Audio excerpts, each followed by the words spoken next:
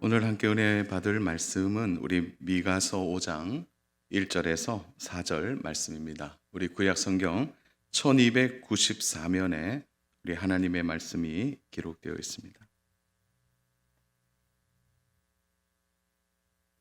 우리 미가서 5장 1절에서 4절 말씀입니다.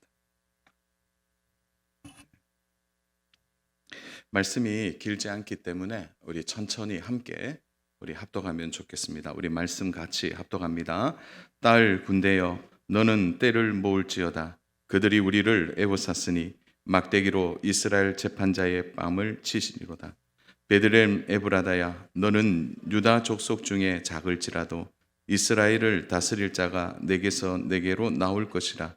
그의 근본은 상고의 영혼에 있느니라. 그러므로 여인이 해산하기까지 그들을 붙여주시긴 그 후에 그의 형제 가운데에 남은 자가 이스라엘 자손에게로 돌아오리니 그가 여호와의 능력과 그의 하나님 여호와의 이름의 위엄을 의지하고 서서 목축하니 그들이 거주할 것이라.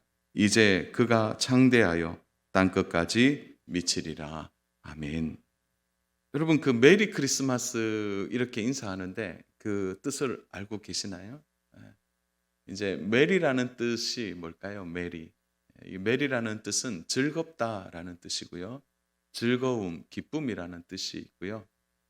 크리스마스는 크라스트로하고 이제 미사가 합쳐진 말입니다. 그래서 우리 크라이스트라고 말할 땐 그리스도라는 뜻이 있고, 그리고 이거를 이제 히브리식 라틴식으로 하면 마사 이렇게 하는데, 이게 이제 오늘날로 보면 미사 s가 빠져서 미사로 얘기가 돼요. 그건 예배하다 이렇게 돼요. 그러면 그리스도를 예배하는 것. 메리가 무슨 뜻이라 그랬죠? 즐겁다라는 뜻이죠. 그래서 즐겁게 예수님께 예배하는 것. 그것이 바로 메리 크리스마스입니다.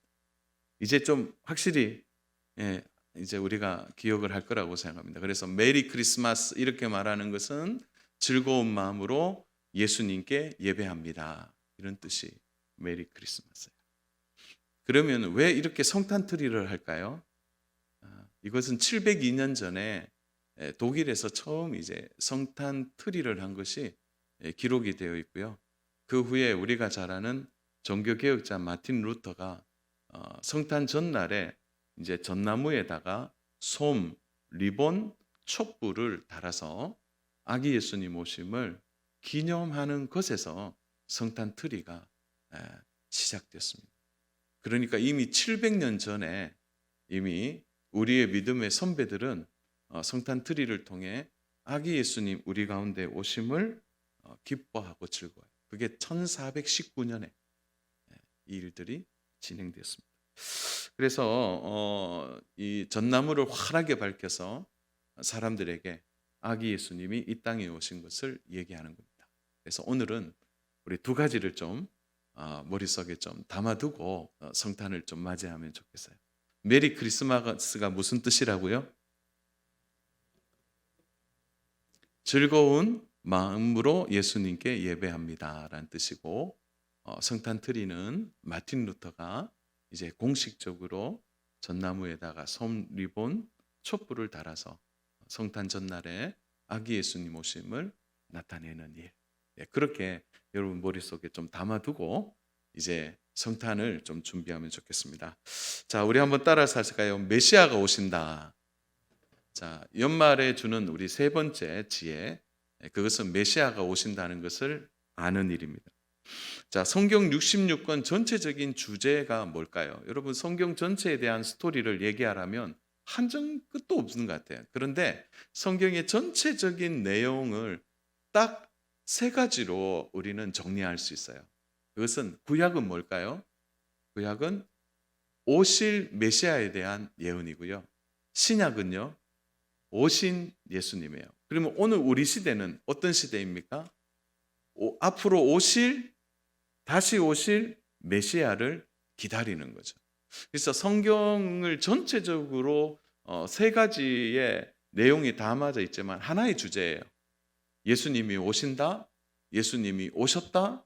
그리고 그 예수님이 다시 오신다라는 거죠. 자, 그런 것을 따져고 보면 우리는 지금 어느 시대에 살고 있죠? 다시 오실 예수님 메시아를 기다리는 거죠. 그러나 지금도 유대인들은 어리석게도 어떻게 하죠? 아직도 초림의 예수님, 아직도 오지 않는 예수님을 이미 오셨는데 그들은 오실 메시아를 기다리는 참 안타까운 모습들을 보게 되죠. 자, 그런 의미에서 오늘 우리는 예수님이 오신다라는 이 예언, 구약에서의 중요한 예언인 미가에 대하여서 함께 말씀을 좀 나누어 보겠습니다. 미가 선지자가 활동하던 시대에 동일하게 활동했던 선지자가 이사야 선지자입니다. 그래서 이사야 선지자와 미가 선지자가 주로 가졌던 가장 중요한 주제는 이렇게 암울한 시대이지만 그분, 우리의 새 목자가 오시면 이 시대가 바뀔 것이다 라는 것에 예언의 말씀을 담아두고 있습니다. 자, 그러면 미가 선지자가 활동하던 시대에 이스라엘의 상황들을 잠깐 좀 정리해 보면 이래요. 아주 신흥 강국이었던 아수르가 등장함을 통해서 이제 애굽이 물러나고 주변의 여러 나라들이 쇠퇴하면서 신흥 강국이었던 이 아수르가 우리가 잘 아는 북이스라엘, 남유다, 북이스라엘을 완전히 멸망시킵니다. 그리고 이제 정말 어떤 의미에서는 절벽 끝에 서 있는 남유다를 이제 완전히 국력이 세한 남유다에 대한 욕심을 이 아수르가 갖게 돼요.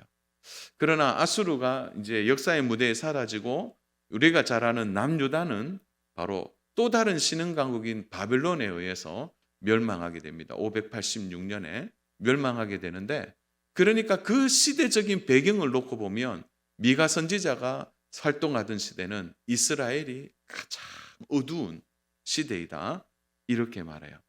그래서 한마디로 얘기하면 무기력한 이스라엘의 모습을 담아두고 있는 시대적인 배경에서 미가 선지자가 우리에게 소망이 하나 있다.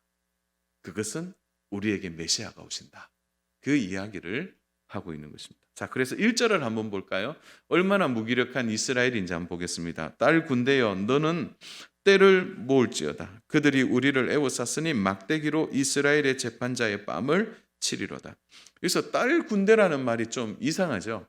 이 딸이라는 단어가 원래의 의미로는 시온이라는 뜻이에요. 시온. 그것은 이제 이스라엘의 군대라는 뜻도 되고요. 또 하나의 이제 뜻을 이야기하면 이제 살아남은 남쪽의 남유다의 군대를 딸 군대라고 말합니다. 자, 그런 의미에서 어떤 신학자들은 이 딸이라는 주제를 가지고 연약한 군대 그렇게 의미하기도 하는데 그것보다는 지나친 해석이고요. 중요한 것은 이들이 곧 바벨론에 의해 멸망될 만큼 무기력한 군대라는 사실을 말해주고 있는 거죠. 이들이 아무리 모으고 모아도 이제 안 된다는 것을 말하는 거죠. 이미 전쟁의 승패가 결정되었습니다. 참 치욕스러운 것은 바벨론의 막대기가 이스라엘의 재판자의 뺨을 때리는 것이죠. 여기서 이스라엘의 재판자라고 말하는 것은 이스라엘의 왕을 의미합니다. 여러분, 근데 막대기로 왕의 뺨을 이렇게 톡톡 치는 것은 장난이 아니죠. 이거는 굉장히 수치스러운 일입니다. 그러니까 이스라엘 자체가 너무 무기력하고 뺨을 맞은 만큼 이 수치스러운 이스라엘의 모습을 말해주는 거죠. 그러면 우리는 이렇게 질문할 수 있어야 돼요. 그럼 왜 이렇게 무기력하고 수치스러운 이스라엘이 되었는가? 왜 그렇게 수치스러운 삶을 살아갈까요? 그것은 바로 그들에게 참 목자이신 하나님을 그들이 버렸기 때문에. 시대적인 조류가 아닙니다. 그저 우리가 강한데 상대가 너무 강해서 수치를 당하는 그런 것이 아니라 이스라엘의 가장 근원적인 문제예요. 그건 뭐냐? 그들이 하나님을 버렸기 때문에. 자, 그런 의미에서 오늘 우리는 무기력한 이스라엘을 좀 더 살펴봐야 되는데요. 왜 이런 상황이 계속해서 일어날까요? 하나님이 지켜주지 않은 것입니까? 지금까지 이스라엘은 한 번도 우리가 약해져 보자 그렇게 생각한 적이 없는 나라예요. 여러분 이스라엘은 무엇인가 끊임없이 강구하고 요구했어요. 그건 뭐냐? 잘 살았으면 좋겠다는 거예요. 강한 나라가 되었으면 좋겠다는 거죠. 그래서 이스라엘이 강하다면 무슨 짓이든지 다 했어요. 잘 살기 위해서 자존심 버리고 어떻게든지 돈을 모으려고 하는 것처럼 이스라엘은 한번 강해 보려고 어떤 짓도 마다하지 않았습니다. 그래서 그들이 이방 나라를 얼마나 흉내냈는지 몰라요. 우리가 잘 알죠. 우상 숭배도 해보고요. 그들의 문화를 고스란히 가지고 와서 그들이 하나님도 섬기고 이방신도 섬기는 그런 나라가 됐습니다. 하나예요. 잘 살아보려고. 근데 안 돼요. 여러분 우리가 인생을 참 여러분들도 세월이 지나가면서 경험하는 게 있죠. 인생은 내 뜻대로 됩니까? 안 됩니까? 안 돼요. 안 된다는 거죠. 노력해서 다 되는 것이 아니라는 거죠. 무기력한 이스라엘이 여러분 한 번도 무기력해져 본 적이 없어요. 게을러 본 적이 없어요. 열심히 살았어요. 강해 보려고 노력했어요. 그러나 그들의 현실은 더욱더 무기력할 뿐입니다. 여러분 1절에서 좀 주의 깊게 봐야 될 단어가 있는데 볼펜에 있는 분은 모을지어다라는 요 단어를 한번 동그라미 해보세요. 너는 때를 모을지어다. 이 말은 군대를 모아라 이런 뜻도 있죠. 근데 이 모을지어다라는 단어가 이 가단이라는 히브리어인데요. 이것은 뭐냐면 베다 이런 뜻이 있어요. 칼로 자신을 베다 이런 뜻이에요. 좀 이상하죠. 아니 군대를 모으는데 전쟁하려고 칼로 자신을 베고 있어요. 그래 요 단어가 가단이라는 단어가 종교적 단어예요. 종교 행위를 할 때 쓰는 단어입니다. 그러면 지금 이스라엘이 큰 전쟁, 이제 승패를 앞둔 전쟁을 앞두고 그들이 칼로 자신을 베는 종교적 행위를 하고 있는 거예요. 근데 이 행위가 하나님 앞에는 얼마나 악한 행위인지 몰라요. 여러분 열왕기상 18장 27절 28절을 우리가 좀 주의 깊게 한번 봐야 되는데요. 우리 열왕기상 18장 27절 28절에요. 정오에 이르러는 엘리야가 그들을 조롱하여 이르되 큰 소리로 부르라. 그는 신인즉 묵상하고 있는지 혹은 그가 잠깐 나갔는지 혹은 그가 길에 행하는지 혹은 그가 장에 들어가 잠이 들어서 깨워야 할 것인지 하되 이에 그들이 큰 소리로 부르고 그들의 규례를 따라 피가 흐르기까지 칼과 창으로 그들의 몸을 상하게 하더라. 자, 엘리야와 그리고 바알과 아세라를 섬기는 그들과 전쟁을 벌이죠. 갈멜산에서. 그러면서 이 850명이 뭘 하느냐면 칼을 가지고 자기 몸을 자해하고 있어요. 자기의 신을 부르기 위해서. 여러분 이때 사용된 칼과 창으로 그들의 몸을 상하게 하더라는 이 단어가 가닥이라는 단어예요. 좀 전에 봤죠? 칼로 자기 몸을 베는 거예요. 그러니까 이스라엘 이 전체가 지금 어떻게 하고 있는 거예요?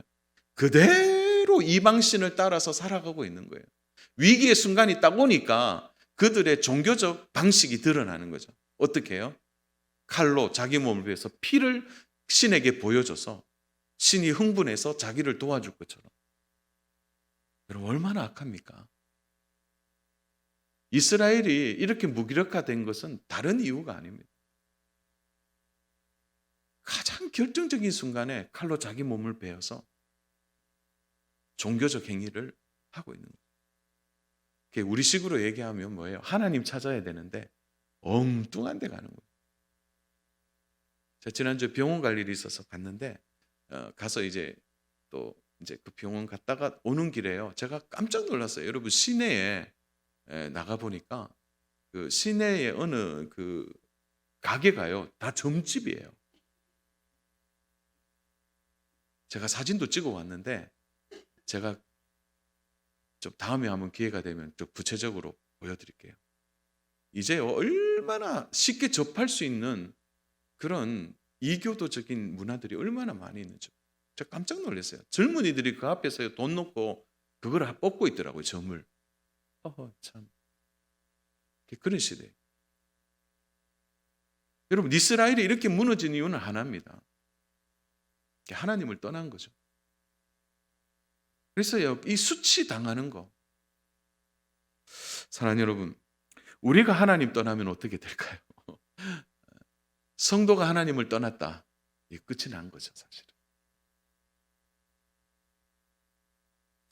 사랑하는 여러분, 하나님을 떠난 인생은 더 이상 기대할 것이 없습니다. 왜냐하면 결코 세상이 그의 구원자가 될 수 없는 것이죠.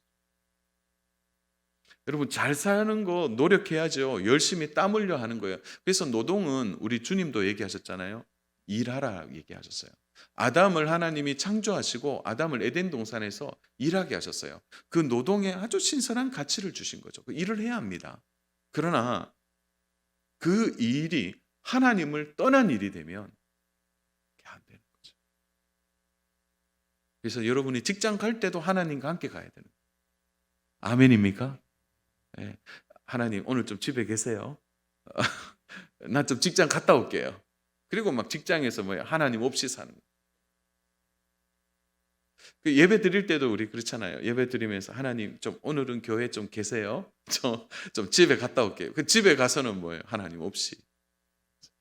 하나님을 떠나게 되면 여러분 그의 수치가 이렇게 반복되게 되는 것입니다.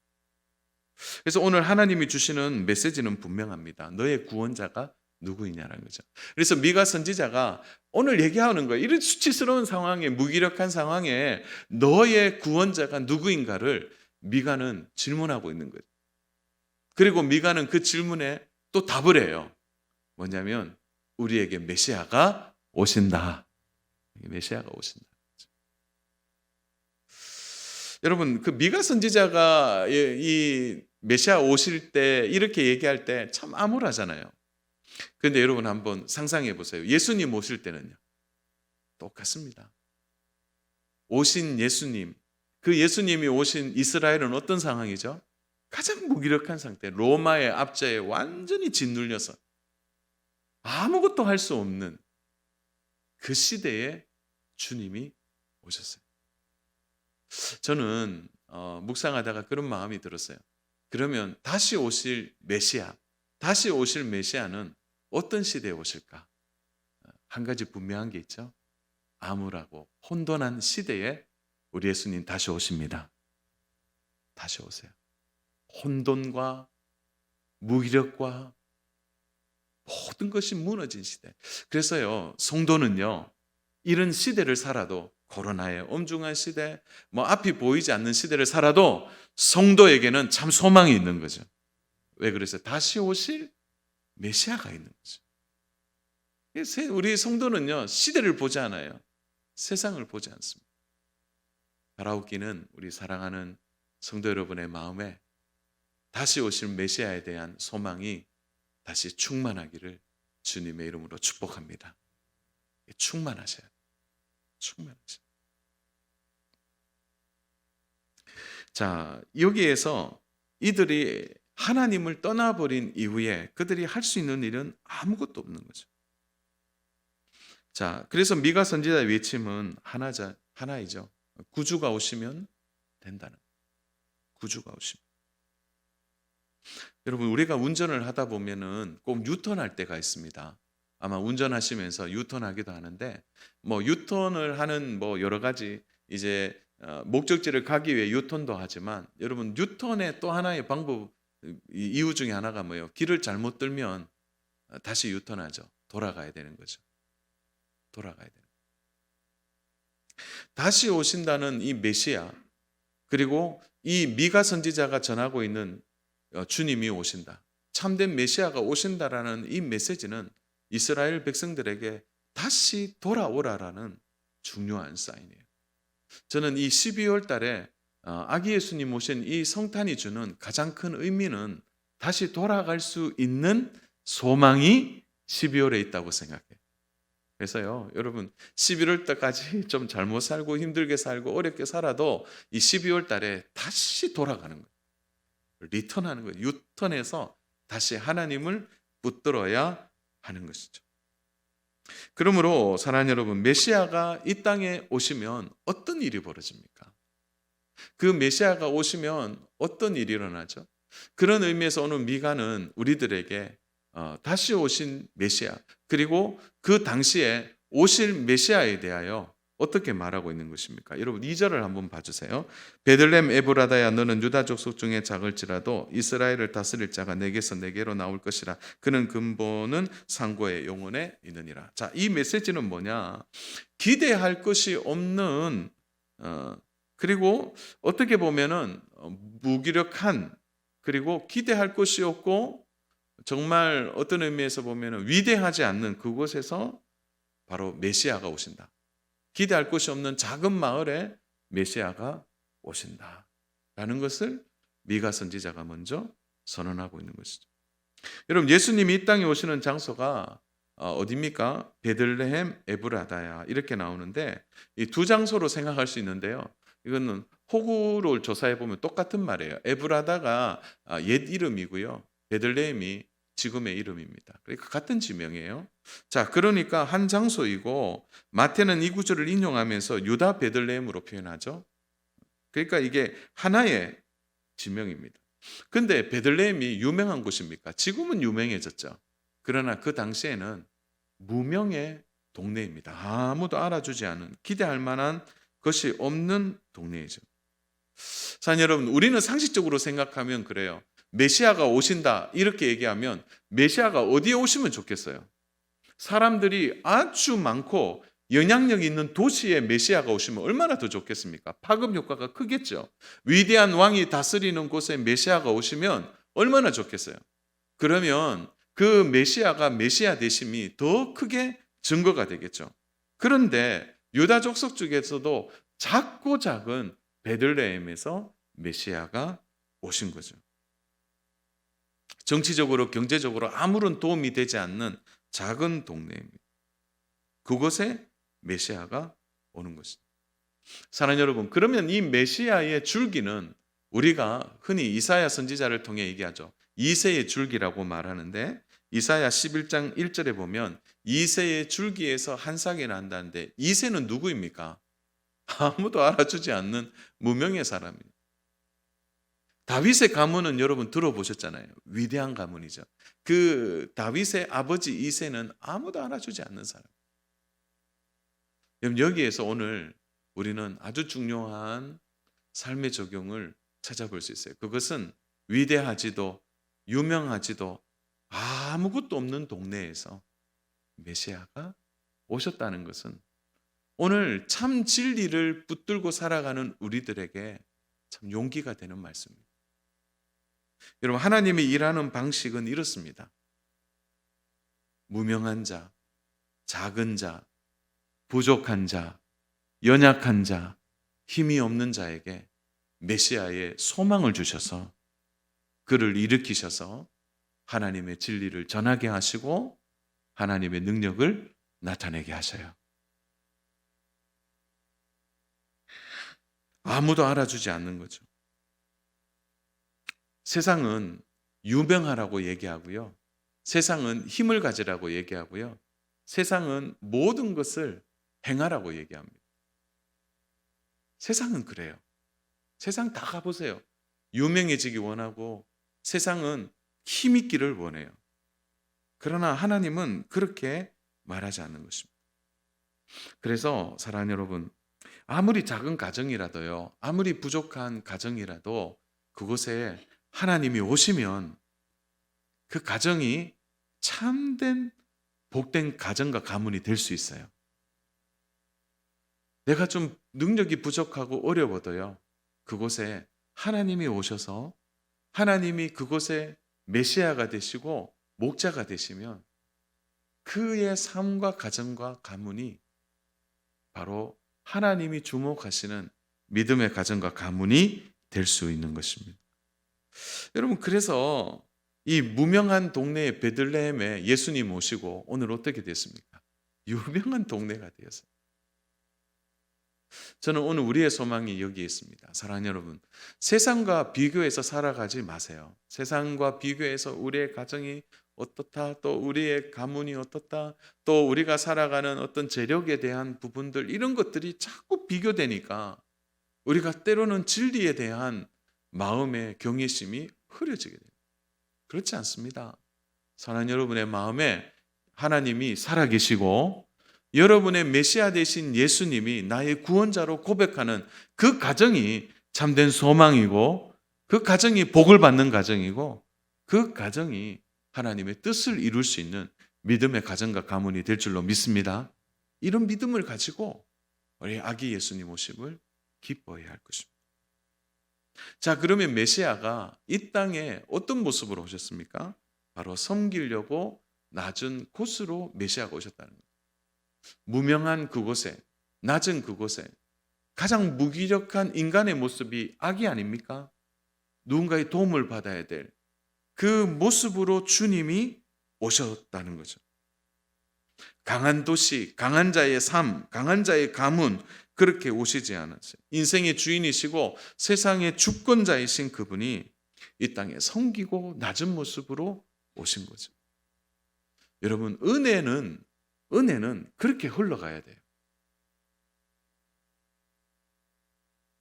세상의 군주, 세상의 강력한 왕은 다 높은 곳에, 위대한 곳에 그렇게 주목합니다.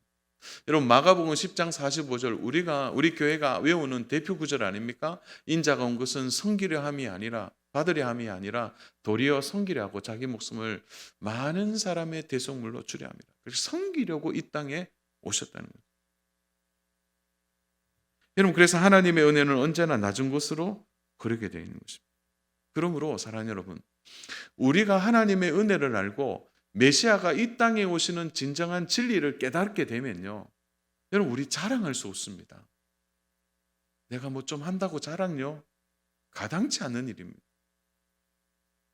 내가 이런 낮은 마음에서 어떻게 우리 자신을 자랑할 수 있단 말입니다. 내가 무엇인가 했고 내가 무엇인가 이루었다고요? 이 땅에 낳고 천한 모습으로 오신 그 예수님 앞에 우리가 자랑할 수 있을까요? 그래서요, 주의 성도와 일꾼은 언제나 이 겸손이 우리의 삶의 가장 중요한 은혜의 태도가 되어야 되는 것입니다. 주의 일을 할 때.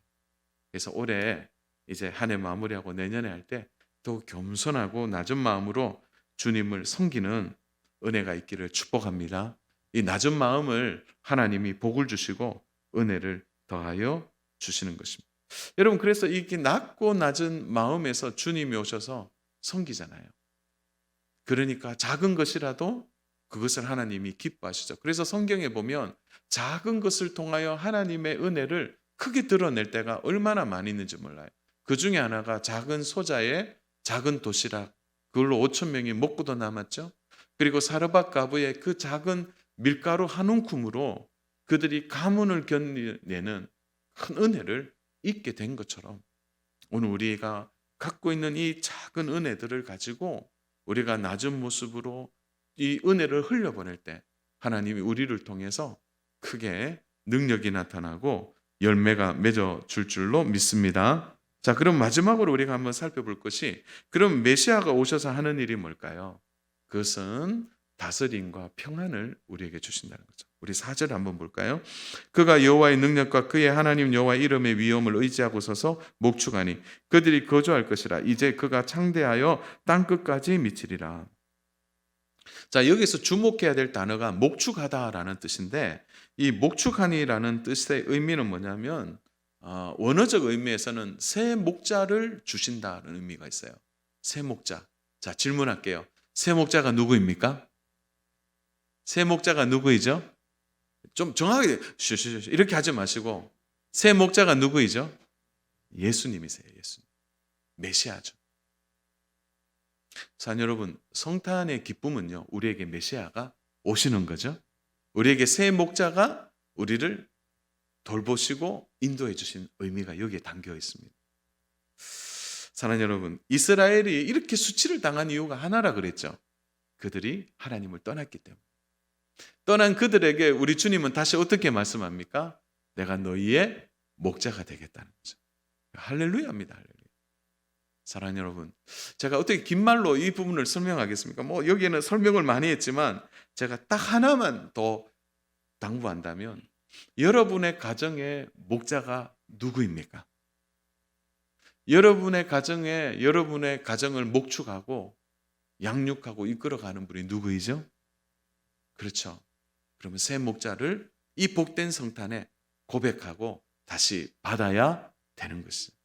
그래서 주님, 우리 가정의 목자가 되어 주세요. 우리 가문의 목자가 되어 주세요. 우리 아들에게 목자가 되어 주세요. 사랑하는 여러분, 참된 목자가 오면 그 안에 평안과 기쁨과 다스림이 있습니다.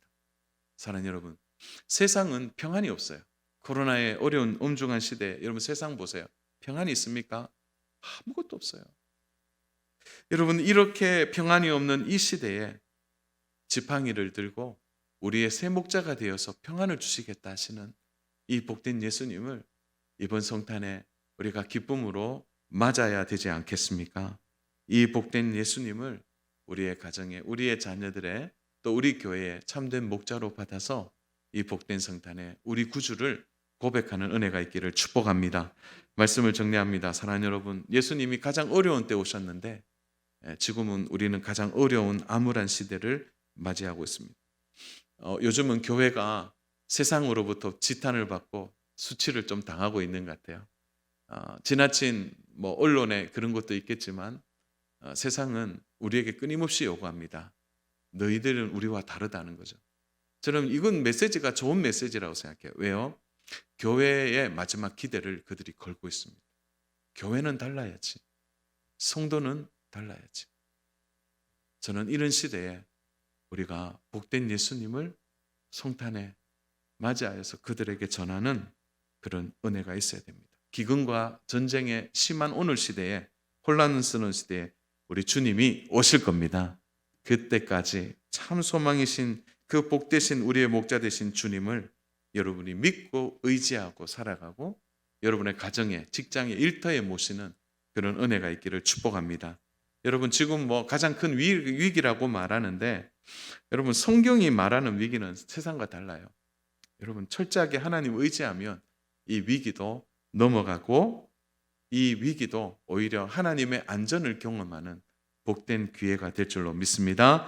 여러분, 너무 염려하지 마세요. 전쟁이나 기근, 전염병 이거요 다 하나님의 다스림 안에 있습니다.